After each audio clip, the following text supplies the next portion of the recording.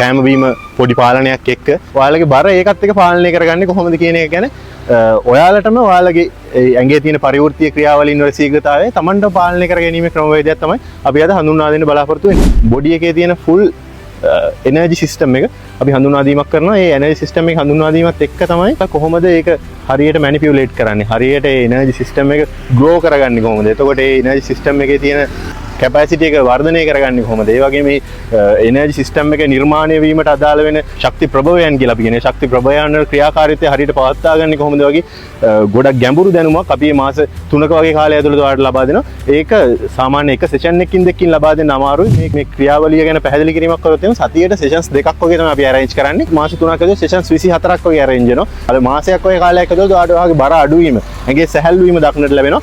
මාස දෙකක් වගේ කාලය ඇතුළත ඔයාලට දක්නට ලැබෙනවා ඔයාගේ ඇඟේ ජීව ප්‍රාණ ශක්තිය වැඩි වීම. ඒ කියන්නේ ලයිෆ් ෆෝස් එනර්ජි එක ඔයාලට දැනෙන්න පටන් ගන්නවා. ඔයාගේ ඇඟේ ඒ ග්‍රෝ වෙන එක. තුන්වෙනි මාසයේදී තමයි ඔයාගේ ඇඟේ තියෙන චලන පරාසයන් වල සම්පූර්ණ චලන පරාසයන් මුළු ඇඟේම තියෙන ජොයින්ට්ස් වල සම්පූර්ණ චලන පරාසයන් ඇක්ටිව් කර ගැනීමත් එක්කම පරිවෘත්තීය ක්‍රියාවලින් වල ශීඝ්‍රතාවය පාලනය කර ගැනීමේ මූලික අධීර මාස 3ක් වගේ කාලයක් ඇතුළත ඔයාලා ලබා දෙන්න අපි බලාපොරොත්තු වෙනවා.